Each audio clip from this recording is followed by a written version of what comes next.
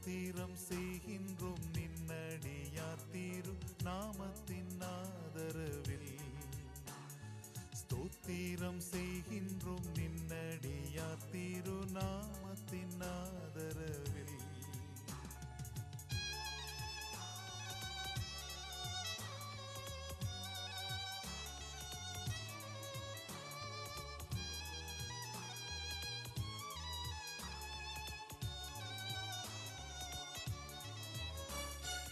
இன்றை தினமதிலும் ஒரு